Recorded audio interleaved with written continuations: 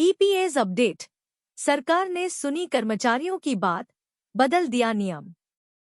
सरकार ने ईपीएस 95 के नियमों में बदलाव करते हुए 6 महीने से कम सेवा वाले कर्मचारियों को भी निकासी की अनुमति दी है। टेबल डी में संशोधन से 23 लाख कर्मचारियों को अधिक निकासी लाभ मिलेगा, जिससे उनकी आर्थिक सुरक्षा बढ़ेगी। नई दिल्ली। सरकार ने कर्मचारी पेंशन योजना ईपीएस 1995 के नियमों में महत्वपूर्ण बदलाव किया है, जिससे लाखों कर्मचारियों को लाभ होगा। इस बदलाव के तहत अब 6 महीने से कम अंशदायी सेवा वाले कर्मचारी भी ईपीएस खाते से पैसे निकाल सकेंगे। इससे हर साल लगभग 7 लाख कर्मचारी, जो पहले इस सुविधा से वंचित थे, अब इसका लाभ उठा पाएंगे। क्या है नया नियम? श्रम मंत्रालय ने घोषणा की है कि अब ईपीएस के तहत 6 महीने से कम समय तक योगदान करने वाले कर्मचारी भी निकासी लाभ के लिए पात्र होंगे। पहले केवल 6 महीने या उससे अधिक समय तक सेवा देने वाले कर्मचारी ही इस लाभ के लिए पात्र थे। यह संशोधन उन कर्मचारियों के लिए राहत लेकर आया है, जिनके क्लेम आवेदन सेवा की न्यूनतम अवधि पूरी न करने के कारण खारिज कर दिए जाते थे। टेबल डी में भी संशोधन। सरकार ने टेबल डी में भी संशोधन किया है, जिससे अब विड्रॉल बेनिफिट सदस्य की सेवा की अवधि और वेतन पर आधारित होगा। इसका मतलब है कि अब कर्मचारियों को उनके योगदान के आधार पर तर्कसंगत निकासी लाभ मिलेगा। इस बदलाव से 23 लाख से अधिक ईपीएस सदस्यों को सीधा फायदा होगा। उदाहरण के लिए, अगर कोई सदस्य 15,000 रुपये के मासिक वेतन पर 2 साल 5 महीने तक सेवा करता है, तो पहले के नियमों के अनुसार उसे 29,850 रुपये मिलते थे। लेकिन अब नए नियम के तहत उसे 36,000 रुपये का निकासी लाभ मिलेगा। क्यों जरूरी था यह बदलाव? 2023 से 24 में 7 लाख विड्रॉल क्लेम आवेदन खारिज कर दिए गए थे, क्योंकि ये आवेदनकर्ताओं ने 6 महीने से कम समय तक ईपीएस में योगदान किया था। सरकार के इस फैसले के बाद ऐसे सभी ईपीएस सदस्य जो 14 जून 2024 तक 58 वर्ष की आयु के नहीं हुए हैं, वे भी पैसे निकालने के लाभ के लिए पात्र हो जाएंगे। श्रम मंत्रालय का बयान। श्रम मंत्रालय ने कहा कि यह बदलाव ईपीएस 95 स्कीम के उन सदस्यों के लिए है जो 10 साल तक लगातार योगदान नहीं कर पाते और बीच में ही स्कीम छोड़ देते हैं। अब ये सदस्य भी अपने अंशदान का लाभ उठा सकेंगे।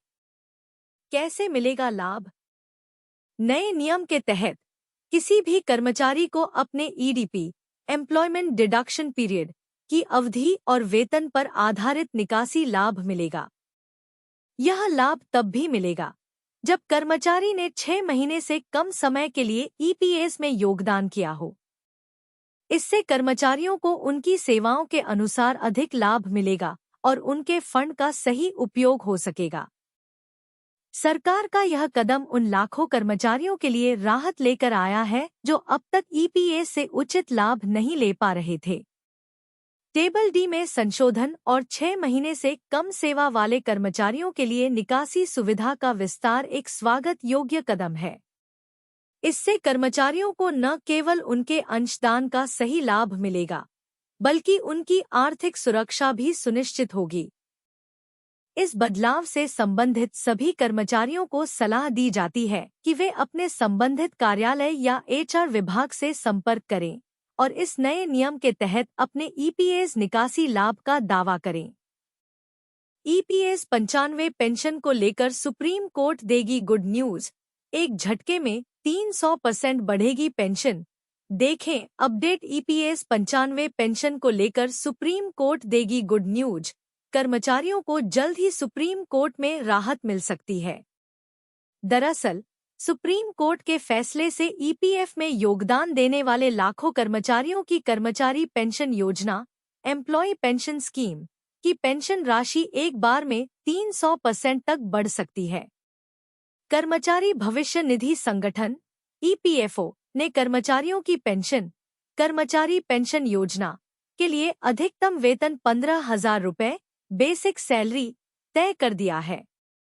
मतलब अगर आपकी सैलरी 15,000 रुपये महीने से ज्यादा है तो भी आपकी ईपीएस पेंशन फंड की गणना अधिकतम 15,000 रुपये की सैलरी पर ही होगी।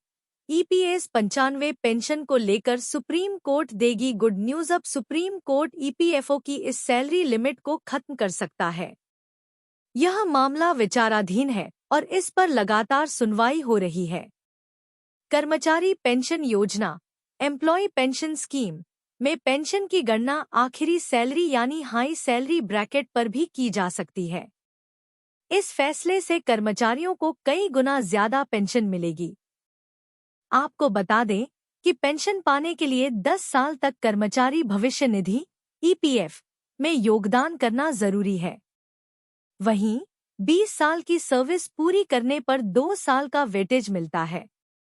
अगर सुप्रीम कोर्ट लिमिट हटाने का फैसला करता है तो इससे आपके ईपीएस पेंशन फंड पर कितना फर्क पड़ेगा, आइए समझते हैं। एम्प्लॉय पेंशन स्कीम में कैसे बढ़ेगी आपकी पेंशन, यहाँ समझें। कर्मचारी पेंशन योजना एम्प्लॉय पेंशन स्कीम की मौजूदा व्यवस्था के मुताबिक अगर कोई कर्मचारी 1 जून 2015 से कहीं काम कर रहा है और अगर वह 14 साल की सर्विस पूरी करने के बाद पेंशन लेना चाहता है तो उसकी पेंशन 15,000 रुपये पर ही कैलकुलेट होती है, चाहे वह 20,000 रुपये के बेसिक सैलरी ब्रैकेट में हो या 30,000 रुपये में। पुराने फॉर्मूले के मुताबिक कर्मचारी को 14 साल पूरे होने पर 2 जून 2030 से करीब 3,000 रुपये ईपीएस पेंशन फंड मिलेगी। पेंशन कैलकुलेट करने का फॉर्मूला है सर्विस हिस्ट्री x 15,000/70। लेकिन अगर सुप्रीम कोर्ट कर्मचारियों के पक्ष में फैसला देता है तो उसी कर्मचारी की पेंशन बढ़ जाएगी। ईपीएस पेंशन फंड को उदाहरण नंबर 1। मान लीजिए किसी कर्मचारी का वेतन बेसिक सैलरी प्लस डीए 20,000 रुपये है। ईपीएस पेंशन फंड फॉर्मूले से गणना करने पर उसकी पेंशन 4,000 रुपये 20,000 x 14 70 4,000 रुपये होगी। इसी तरह जितना ज्यादा वेतन होगा उसे उतना ज्यादा पेंशन लाभ मिलेगा। कर्मचारी पेंशन योजना एम्प्लॉय पेंशन स्कीम में ऐसे लोगों की पेंशन में 300% की वृद्धि हो सकती है। क्या है एम्प्लॉय पेंशन स्कीम का पूरा मामला? केंद्र सरकार ने 1 सितंबर 2014 से अधिसूचना जारी करके कर्मचारी पेंशन संशोधन योजना 2014 को लागू किया था। इसका निजी क्षेत्र के कर्मचारियों ने विरोध किया और साल 2018 में केरल हाई कोर्ट में इस पर सुनवाई हुई। ये सभी कर्मचारी ईपीएफ और विविध प्रावधान अधिनियम 1952 की सुविधाओं के दायरे में आते थे। कर्मचारियों ने कर्मचारी पेंशन योजना एम्प्लॉय पेंशन स्कीम के नियमों का विरोध किया और कहा कि इससे उन्हें कम पेंशन मिलती है, क्योंकि सैलरी 15,000 से ज्यादा होने पर भी ईपीएस पेंशन फंड की गणना अधिकतम 15,000 रुपये सैलरी पर तय की गई है। हालांकि केंद्र सरकार द्वारा 1 सितंबर 2014 को किए गए संशोधन से पहले यह राशि 6,500 रुपये थी। केरल हाईकोर्ट ने ईपीएफओ के नियमों को अनुचित मानते हुए कर्मचारियों की रिट स्वीकार करते हुए अपना फैसला सुनाया था। इस पर ईपीएफओ ने सुप्रीम कोर्ट में एसएलपी दाखिल की थी, जिसे सुप्रीम कोर्ट ने खारिज कर दिया था। ईपीएस 95 पेंशन को लेकर सुप्रीम कोर्ट देगी गुड न्यूज। जनवरी 2021 में सुप्रीम कोर्ट ने 2019 के अपने ईपीएस पेंशन फंड के फैसले पर पुनर्विचार किया और मामले की सुनवाई करने का फैसला किया। 17 अगस्त से लगातार मामले की सुनवाई हो रही है। दरअसल केरल हाईकोर्ट के आदेश के खिलाफ श्रम मंत्रालय और ईपीएफओ ने याचिका दाखिल की थी। ईपीएफओ का मानना है कि इस आदेश से कर्मचारी पेंशन योजना एम्प्लॉय पेंशन स्कीम में पेंशन 50 गुना तक बढ़ सकती है। 25 अगस्त को जस्टिस यूयू ललित और जस्टिस अजय रस्तोगी की बेंच ने मामले की सुनवाई करते हुए मामले को 3 सदस्यीय बड़ी बेंच को भेजने का फैसला किया था। मामला अभी भी लंबित है। ईपीएफओ पेंशन भोगियों के लिए बड़ी खबर, न्यूनतम पेंशन 9,000 रुपये करने की तैयारी। सरकार ईपीएफओ पेंशन भोगियों की न्यूनतम पेंशन को 1,000 रुपये से बढ़ाकर 9,000 रुपये करने पर विचार कर रही है। यह निर्णय श्रम मंत्रालय की आगामी बैठक में लिया जा सकता है, जिससे लाखों पेंशन भोगियों को आर्थिक राहत मिलने की उम्मीद है। नई दिल्ली, कर्मचारी भविष्य निधि संगठन ईपीएफओ के लाखों पेंशन भोगियों के लिए एक महत्वपूर्ण खबर आ सकती है।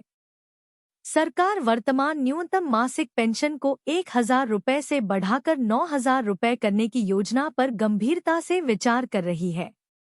यह महत्वपूर्ण फैसला श्रम मंत्रालय की आगामी बैठक में लिया जा सकता है, जिससे पेंशन भोगियों को बड़ी राहत मिल सकती है। पेंशन भोगियों की लंबे समय से मांग।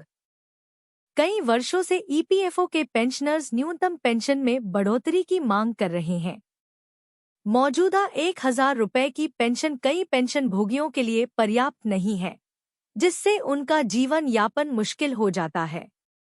मार्च 2021 में संसद की स्थायी समिति ने भी न्यूनतम पेंशन को 3,000 रुपये करने की सिफारिश की थी, लेकिन अब सरकार इसे सीधे 9,000 रुपये तक बढ़ाने पर विचार कर रही है।